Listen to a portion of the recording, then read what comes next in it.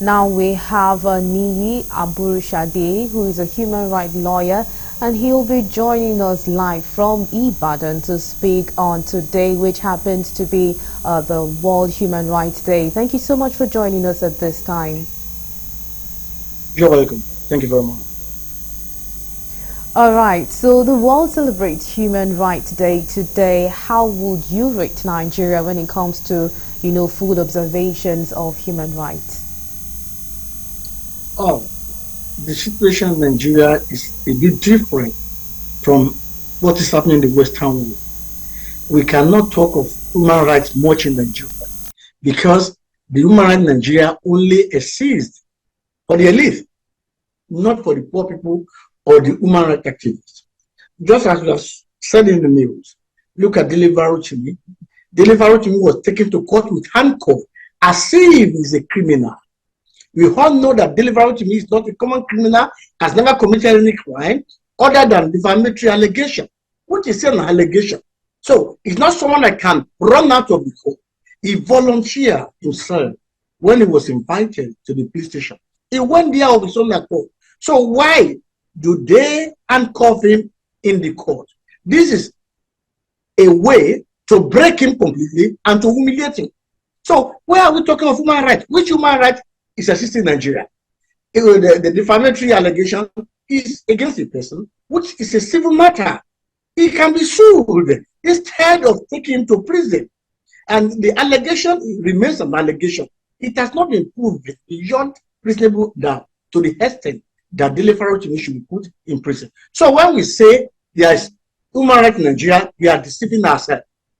Honestly speaking, the human rights in Nigeria only apply to the elite who have all what they have to subvert the cause of justice and to oppress the poor.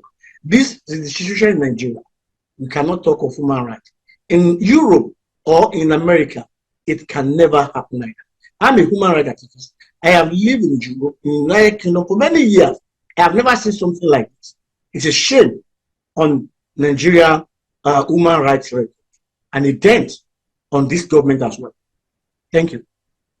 All right, so how could human rights be secured when most times it's broken by those who are actually supposed to uphold the rights? You see, the judiciary is the last of common man. Unfortunately, we cannot say that anymore with what is happening with our judiciary. The allegation against the judiciary is serious.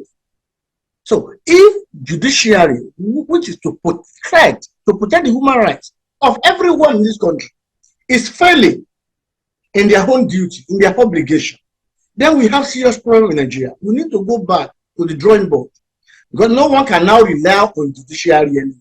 Imagine Dele Rotimi was not given bail. If the partner of the colleague of Yabelu, who was arraigned for stealing money laundering of 110 billion naira, was granted bail. Today, Yaya would have been granted bail, but the bail was lodged prematurely because we had not been presented in court when the bail was lodged. So he would have been granted bail. But someone that is fighting for human rights, someone that is expressing himself, whereas the Constitution of Nigeria, the Chapter 4 of Nigeria Constitution is dedicated to the fundamental human rights of everyone, including freedom of expression and press. So, where is that fundamental human right now? Where are we? We need to rely on judiciary, but judiciary is failing us. So, where do we go from here? That's why I say Nigerian, the government, all the three arms of government need to re-examine themselves. Where are we going in Nigeria? The hope of common man has now been subject of ridicule. The court is disappointing the citizen. It's no longer protecting the rights of an individual. If you cannot rely on court anymore, then we are inviting anarchy to our society, a state of lawlessness.